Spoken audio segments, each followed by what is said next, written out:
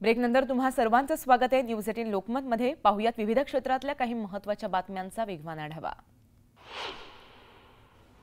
पुण्याच्या काकडे फार्ममध्ये होत असलेल्या दिलजीत दोसांच्या कॉन्सर्टला राष्ट्रवादीच्या कार्यकर्त्यांनी विरोध केला। पुण्याची संस्कृती बिघडवत असल्याचा आरोप करत दिलजीतचा कार्यक्रम रद्द करा अशी मागणी विद्यार्थी संघटनेने केली आहे।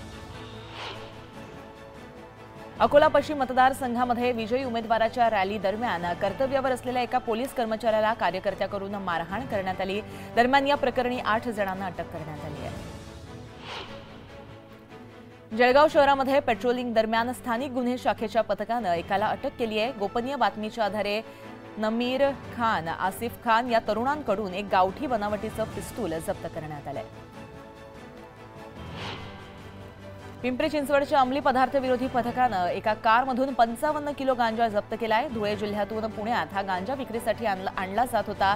या प्रकरणी दिघी पोलिसांमध्ये आरोपीच्या विरोधामध्ये एनडीपीए नुसार गुन्हा दाखल करण्यात आलाय।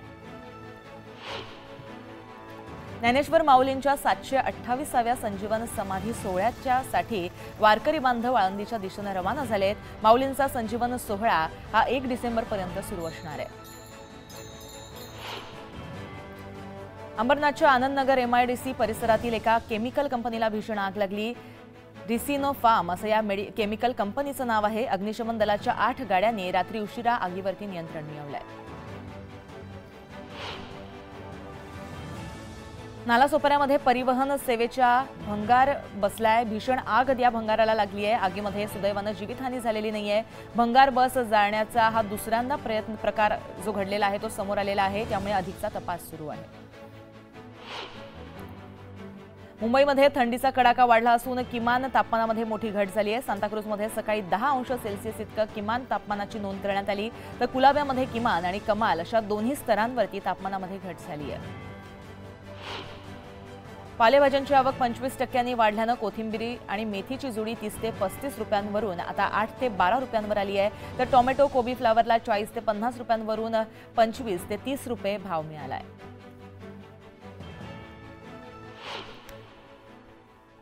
पुढे ब्रेकिंग बातमी आपण पाहतोय। संसदेचं हिवाळी अधिवेशन आजपासून सुरू होत आहे। यावेळेस अधिवेशनामध्ये विविध मुद्द्यांवरून वादळी चर्चा होण्याची शक्यता व्यक्त केली जाते।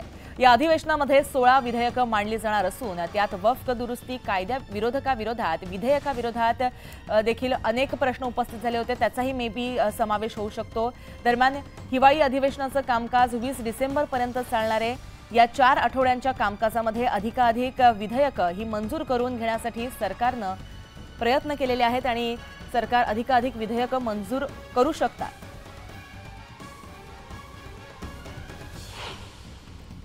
कोरोना संकटानंतर घरांच्या मागणीमध्ये वाढ सुरू झाली असून चालू आर्थिक वर्षासाठी पहिल्या 6 माहीमध्ये देशातील महानगरांमध्ये घरांची सरासरी किंमत 1,23,00,000 रुपयांवर पोहोचली आहे। मागील 2 दिवसापासून तापमानामध्ये घट झाली असून धुक्यामुळे गारठा वाढलाय। मात्र रात्री पडणाऱ्या धुक्याचा गैरफायदा हा एमआयडीसीतील रासायनिक कंपन्यांनी हवेत प्रदूषित वायू सोडण्याचा सपाटा सुरू केलाय। पीएमपीएलच्या बसचं लाईव्ह लोकेशन, बस किती वेळेत थांब्यावर येणार अशी सर्व माहिती प्रवाशांना आपली पीएमपीएल या ॲपवरती दिसणार आहे। पीएमपीएलच्या ॲपवर नसणाऱ्या उर्वरित 916 बस या ॲपला डिसेंबरपर्यंत जोडल्या जाणार आहेत। राज्यातील बाजार समितीमध्ये कांद्याची 20,679 क्विंटलची आवक झाली। यामध्ये पुणे बाजारामध्ये लोकल आणि चिंचवड कांद्याची सर्वाधिक आवक झाली। कांद्याला कमीत कमी 3,000 रुपयांपासून ते 5,000 रुपयांपर्यंत सरासरी दर मिळाला। राज्यातील बाजार समितीमध्ये मक्याची आवक 554 क्विंटल झाली आहे। त्याला 1,900 रुपये प्रति क्विंटल इतका मक्याला दर मिळाला। सिल्लोडच्या बाजारामध्ये मक्याची सर्वाधिक आवक 553 क्विंटल इतकी झाली आहे। पैठणच्या बाजारामध्ये बाजरीला कमीत कमी 1,800 रुपये तर सरासरी 2,100 रुपयांचा दर मिळाला, तर बाजरीला कमीत कमी 2,400 रुपयांपासून ते 2,700 रुपयांपर्यंत दर मिळालाय। राज्यातील बाजार समितीमध्ये सोयाबीनची आवक 625 क्विंटल झाली। सोयाबीनला 4,030 रुपये प्रति क्विंटल इतका दर मिळाला। उदगीरच्या बाजारामध्ये सोयाबीनची सर्वाधिक आवक 3,700 क्विंटल झाली, तर त्याला सर्वसाधारण दर हा 4,250 रुपये प्रति क्विंटल, तर कमीत कमी दर हा 4,150 रुपये प्रति क्विंटल इतका मिळाला। ठाण्यात प्रादेशिक परिवहन विभागानं जप्त केलेल्या वाहनांचा लिलाव ऑनलाईन पद्धतीनं होणार आहे। त्यामध्ये रिक्षा, चारचाकी, मिनी बसचा समावेश असणार आहे। तर ऑनलाईन पद्धतीनं 3 डिसेंबरला वाहनांचा लिलाव होणार आहे। आयपीएलच्या पहिल्या दिवसाच्या लिलावामध्ये 72 खेळाडूंना विकत घेतले गेले। 72 खेळाडूंच्या यादीमध्ये भारताच्या ऋषभ पंतनं इतिहासातील सर्वाधिक बोली कमवत 27 कोटींसह विक्रम रचला। त्यात लखनौ सुपर जायंट्स संघानं त्याला खरेदी केले। यंदाच्या आयपीएलमध्ये श्रेयस अय्यरही मालामाल झालाय। श्रेयस अय्यरला 26 कोटी 75 लाखांच्या बोलीवरती पंजाब किंग्जनं संघात घेतलंय।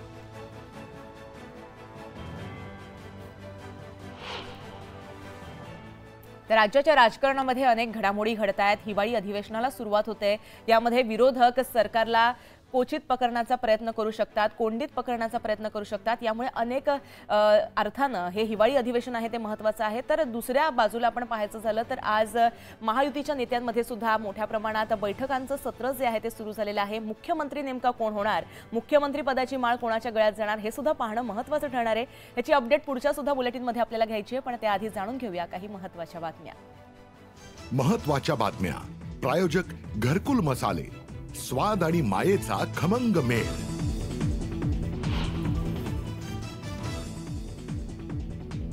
महायुतीच्या मंत्रिमंडळाचा फॉर्म्युला ठरला। भाजपला 23 ते 26 तर शिवसेनेला 9 ते 11, राष्ट्रवादीला 8 ते 9 मंत्रिपद मिळणार। यंदाही शिंदेनीच मुख्यमंत्री व्हावं, शिवसेनेच्या आमदारांचा बैठकीत सूर। महायुतीत वितुष्ट येईल असं कुठलंही वक्तव्य कोणी करू नये, शिंदेच्या आमदारांना सूचना। महायुतीच्या नेत्यांची दिल्लीमध्ये बैठक होण्याची शक्यता। नव्या सरकारमध्ये एक मुख्यमंत्री, 2 उपमुख्यमंत्री फॉर्म्युला ठरल्याची सूत्रांची माहिती।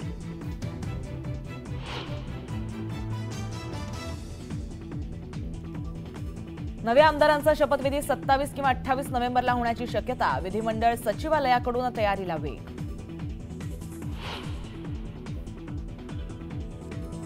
शिवसेनेच्या गटनेतेपदी एकनाथ शिंदेंची निवड। आमदारांनी सर्वानुमते केला ठराव मंजूर। लाडक्या बहिणींनी वर्षा मंगल्यावर मुख्यमंत्र्यांचं केलं औक्षण। बहीण लाडकी, विरोधकांना धडकी, मुख्यमंत्र्यांचा विरोधकांना थेट निशाणा।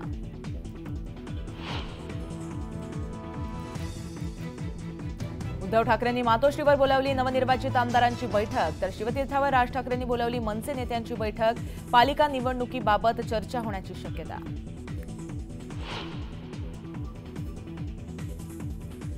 आजपासून संसदेचं हिवाळी अधिवेशन। विरोधक सरकारची कोंडी करण्याच्या तयारीत। अधिवेशनात 16 विधेयकं मांडणार।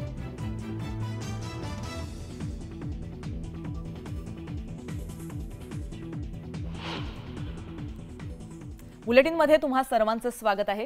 तर राज्यामध्ये महायुतीला मोठं बहुमत मिळालं। आता मंत्रिमंडळामध्ये कुणाला किती मंत्रिपद मिळणार याची चर्चा मोठ्या प्रमाणात सुरू झाली आहे।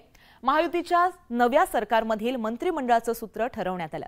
या सूत्रानुसार कोणत्या पक्षाला किती मंत्रिपद मिळणार पाहूयात याबाबतचा एक विशेष रिपोर्ट। विधानसभा निवडणुकीत महायुतीनं मिळवलेल्या दणदणीत विजयानंतर आता सगळ्यांचं लक्ष आगामी मंत्रिमंडळाकडे लागलंय।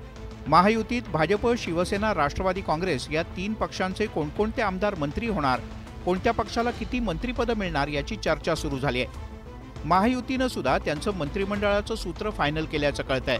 7 आमदारांच्या मागे 1 मंत्रिपद देण्यात येणार आहे।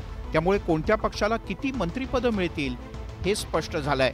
भाजपचे 132 आमदार निवडून आले आहेत। 7 आमदारांमागे 1 मंत्रिपद या सूत्रानुसार भाजपच्या वाट्याला 19 मंत्रिपद येऊ शकतात। शिवसेनेचे 57 आमदार निवडून आले आहेत। त्यामुळे शिवसेनेचे 9 आमदार मंत्री होतील। राष्ट्रवादीचे 41 आमदार निवडून आल्यानं त्यांच्या वाट्याला फक्त 6 मंत्रिपद येतील। 3ही पक्षांच्या फॉर्म्युल्यानुसार कोणाला मंत्री करतात याबद्दल उत्सुकता आहे। मुख्यमंत्री आणि उपमुख्यमंत्री याबद्दलच्या सूत्रात कोणताही बदल झालेला नाही। 1 मुख्यमंत्री आणि 2 उपमुख्यमंत्री हे सूत्र नव्या सरकारमध्ये सुद्धा कायम असेल।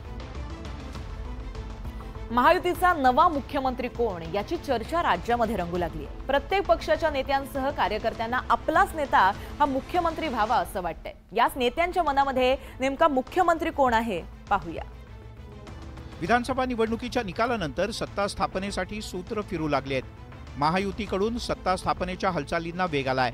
त्यामुळे आता मुख्यमंत्री कोण होणार या संदर्भात विविध चर्चा रंगू लागले आहेत। राजकीय पुढाऱ्यांनी मात्र आपल्या मनातले मुख्यमंत्री सांगून टाकले। भारतीय जनता पार्टीचे जे कार्यकर्ते आहेत, भारतीय जनता पार्टीला मानणारा वर्ग आहे, त्यांना वाटतं देवेंद्रजी मुख्यमंत्री व्हावे। पुन्हा सर्वांना वाटतंय की पुन्हा देवेंद्रजी मुख्यमंत्री व्हावेत, तरीही वरती आमचे पक्षश्रेष्ठी आहेत ते या बाबतीमध्ये योग्य निर्णय घेतील। आमच्या सर्व शिवसैनिकांची इच्छा आहे का एकनाथरावजी शिंदे साहेब हे राज्याचे लोकप्रिय मुख्यमंत्री आहेत, ते मुख्यमंत्री पुन्हा व्हायला। महाराष्ट्राचं मुख्यमंत्री पद परत एकदा एकनाथजी शिंदे साहेबांना मिळावं अशी आम्हा सर्व शिवसैनिकांची भावना आहे। प्रत्येक पक्षाला आपलाच नेता मुख्यमंत्री व्हावा असं वाटतंय, मात्र मुख्यमंत्री कोण होणार हे लवकरच कळेल।